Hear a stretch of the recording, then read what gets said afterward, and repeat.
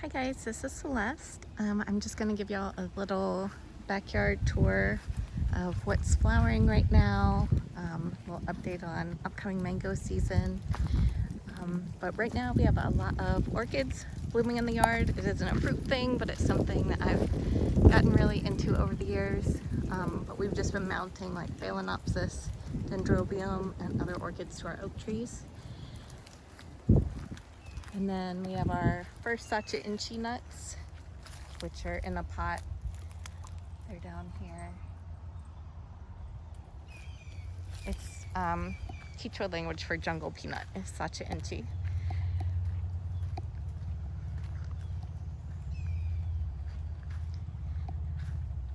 And our mulberries are flowering now. This is our Australian green or white. I've been pruning all the vertical branches so that I can reach all the fruit on it. Let me see if I can see.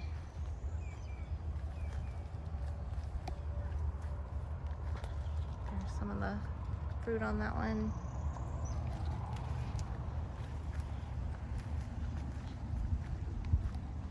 This is the Himalayan mulberry. Craig keeps wanting to take this tree out. I really like this fruit. And it's hard to get these established. So I don't want to get rid of this one, but I am going to prune it really hard soon. Actually, I think I'm going to need Craig's help with like more muscle power to get some of these bigger branches down. But it's a really good fruit. It's the longest mulberry that we grow. And this is our little struggling Sussy Love tree. I'm hoping to get another couple ones. Our grape vines used to be here and we finally took them out. The raccoons and possums were just eating too much of the fruit, so it really wasn't worth having them. We might try grapes again another time. Our sweet tamarind has had a lot of fruit on it. They're starting to ripen now. It's March 2024. And we planted this Bombay maybe last year. This is our Bangkok lemon jackfruit, which has recovered finally from the big freeze we had 2 years ago. That's our My 2 jackfruit. Our Mahashanut got a major pruning and hasn't flowered yet this year. I think it's gonna flower though. It's just later. And then our Glen has some flower on the top. I know there's been a lot of powdery mildew over on this coast at least. I went down to Pine Island a couple weeks ago and a lot of the trees were covered in powdery mildew on the flowers. We do spray sulfur. Craig uses a wettable sulfur and he sprays the bloom, and sulfur also helps with lychee mite. So we've just been spraying the lychees as a preventative as well. This is Pina Colada. Only has, I think, 1 or 2 panicles of flower right now. We really liked 015 mango last year. One of our customers brought us a fruit. It was delicious. So we planted a tree. This tree, I think was from Waz. So we're gonna be at the Manatee County Rare Fruit Tree Sale. It's an annual fruit tree sale with over 20 vendors. We're gonna be there next Saturday, March 23rd, and Waz will be vending there. Truly Tropical is gonna be there. There'll be, like I said, over 20 vendors. Kenny Coogan with his carnivorous plants. It'll be really good. And I think Truly Tropical is bringing their mango fertilizer. I've had a few questions about how we fertilize our mango trees. That would be a great time to go and pick up some mango fertilizer from them. They're on the east coast of Florida, so it's really cool that they're coming over here so people will be able to buy trees and fertilizer from them over on this side. And the sale will be in Lakewood Ranch, Florida. This is our sugarloaf tree, covered in flowers. This is cotton candy. No bloom yet, it's a late one, and this tree gets a little more shade than our other trees. This is fruit punch. This is sweetheart, one of our favorite mangoes. No flowers yet, but it probably will flower. This is ice cream. Pretty full of bloom, lots of flies on them. I think the flowers smell like bread. I'm curious what other people think they smell like, but I think it smells kind of like freshly baked bread. Ice cream might have been my favorite mango last year. If you like Bombay, the tree called Allen Parbanishan here in Florida.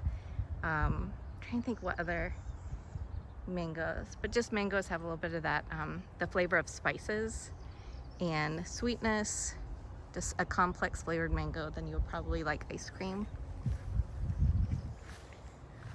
This might be one of our most vigorous growers. This is peach cobbler. I still to this day have a hard time picking peach cobbler. I always wait too long and the fruits just don't ripen completely correctly for me. When I pick them right, they're great. I'm still trying to figure that out. If you have tips on picking peach cobbler, please let me know.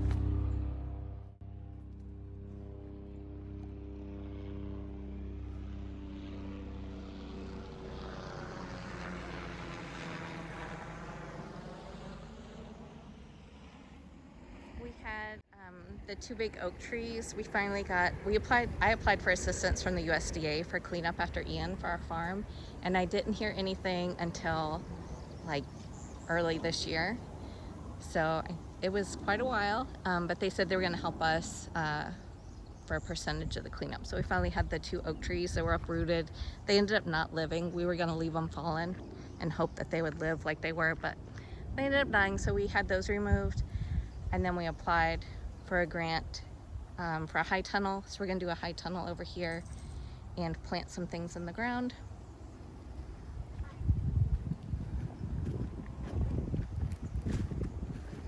This is our little chicken breeding area.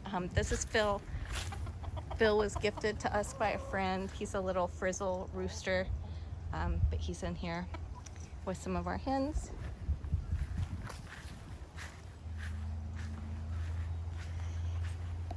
And in front, the little tree is our orange sherbet. It was set back a lot by the freeze, and behind it is the cac tree.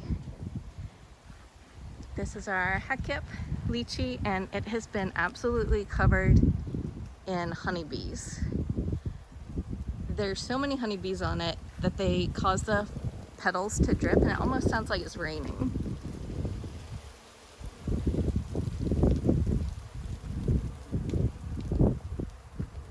But we had our driest year last year and then our wettest fall and winter, and this is the biggest lychee bloom that we've had.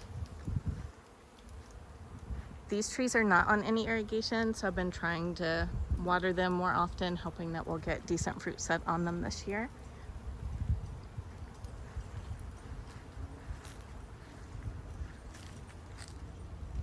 And then I'm redoing the banana area. I've gotten rid of a lot of banana varieties, and I'm going to focus more on the ones that we really like eating. This was our dot tree. Craig took it back to 4 stumps, and he has quesar and a few other things grafted onto it now. And this is our harvest moon tree, just starting to flower, and it has some fruit set from earlier bloom. Our sweetheart lychee is blooming as well. Again, the biggest bloom this has had. Covered in honeybees.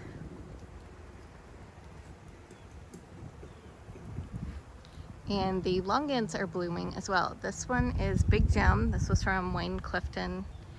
We bought this tree from before he passed away. And then this is our BQ longan over here, and it's just starting to flower as well. So I think the really wet fall and winter help these to bloom, and maybe the really dry summer. Just the switch between them. This is our dream annona tree, and Chirimoya, Atamoya. Anyway, it's a great fruit. It still has some big fruits on them. I bag them to prevent the wasp that'll lay eggs inside these and kind of mummify the fruit. So I usually have these all pruned back by now and the leaves stripped, but with it still having fruit on it, I haven't done that. This is our Valencia Pride tree. No flowers on it yet. We have some bloom on the lemon meringue. These trees seem to be slow to grow initially, but now it really seems to have put down its roots and it's doing well. It didn't bloom a whole lot this year, so it may have a second bloom. This was our one tree that had lychee mite after Hurricane Ian. We had the mite show up just like a few months afterwards, and we completely defoliated the tree last year after we harvested the fruit, so maybe late summer. And Craig painted the trunk white, and we sprayed it with sulfur, and we've just been continuing to spray all the lychee trees with sulfur. This is our butterscotch sapodilla, still tiny. When we got it, it didn't have hardly any roots at all. And we just set the hose on it, mulched it a lot, and it's finally growing now. And then we have Hassia. And I think this one might be Morena. One of my customers gave me this one, so I'm gonna have to like double check and look up which one that was. And then I recently planted a Beaumont macadamia nut. Our macadamia nuts have been doing really well, our older trees, and we got quite a few nuts from them, so that's been nice. And this is our Alano sapodilla.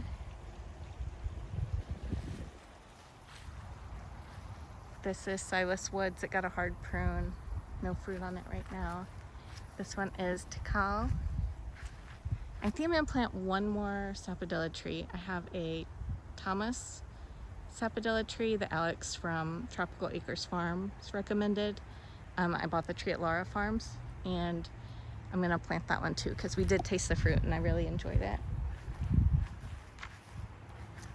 This is our little dwarf Hawaiian. This one froze all the way back to the ground, but just above the graft. And I will probably strip it and not let holding fruit this year. Our jujube is done fruiting for the year, needs to be pruned back. And this is our Pickering mango tree. Lots of flower, lots of fruit set. I'm trying to decide if I want to put in like a windbreak over here. This is the east side fence of our property. Or if having the airflow without having a windbreak is good for preventing powdery mildew and stuff. I'm not sure. We were gonna graft onto this cogs hall because I don't like the fruit at all. But it grew back and it's setting fruit. So I might give it one more try this year. This is lemon zest. It has some fruit set on it. This is an unknown lychee tree. I'm not sure which variety this is. I thought it was Brewster, but the leaves are a little bit different than our other Brewster tree. So we'll kind of see how they taste, how they look this year. And then our avocados are all flowering. I have most of the avocado trees up front because there's better drainage up front. Our yard actually slopes to the rear of the property. Or I guess it's lower in the back and higher in the front, but then in the very front there's good drainage. But we planted this one up on a mound. This is Mexicola Grande. It was supposed to be Jose Antonio, I think, or Juan Jose. I don't remember which one, but it wasn't, so it's still a good avocado. And then this is what I think is our Brewster tree. It lost all of its leaves this year. The irrigation broke on it, like just the drip irrigation, and it was enough for it to totally dry out with the dry summer. But it has leafed back out and it survived. And then this is our peanut patch over our drain field. And then this is our Sabra jaboticaba tree. There have been a lot of animals coming in eating this fruit at night.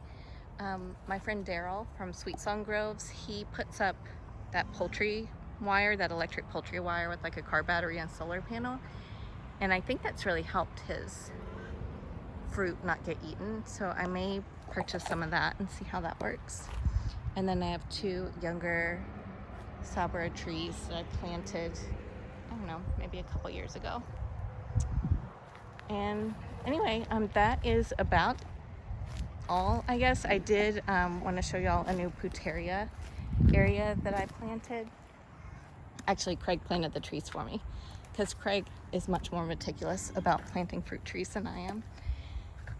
But we put our raw sapotes, green sapotes, and trompo canistel, F2 canistel up here. And we're hoping that they'll have a little bit better drainage up here. The soil's really rich up here. This was our first banana patch, and so the soil is really rich. And that passion fruit vine, that's a black knight passion fruit, that was planted maybe 6 months ago, and it's really taken off. It has flower and fruit on it now. And then last thing I'm going to show y'all is the Cecropia tree. This froze back 2 years ago to the ground, and it's huge now, and it has fruit on it. It fruits throughout the year. And we are propagating this. Craig has some air layers on it. We're also trying some other propagation methods, and so we hope to have some of these trees available later this year. But do come out if you're near Sarasota, near Bradenton, next Saturday, March 23rd, 2024. We're going to be at the Manatee County Rare Fruit Tree Sale, and we'll have a booth there. My booth is actually going to be one of the first ones as you enter, and we're going to have some freeze-dried fruit, some grafted fruit trees, and banana plants, flowering cacti, fruiting cacti. So we'd love to see y'all, just meet some people. So come out and say hello, and I hope to meet some of y'all. All right, thanks for watching. Bye.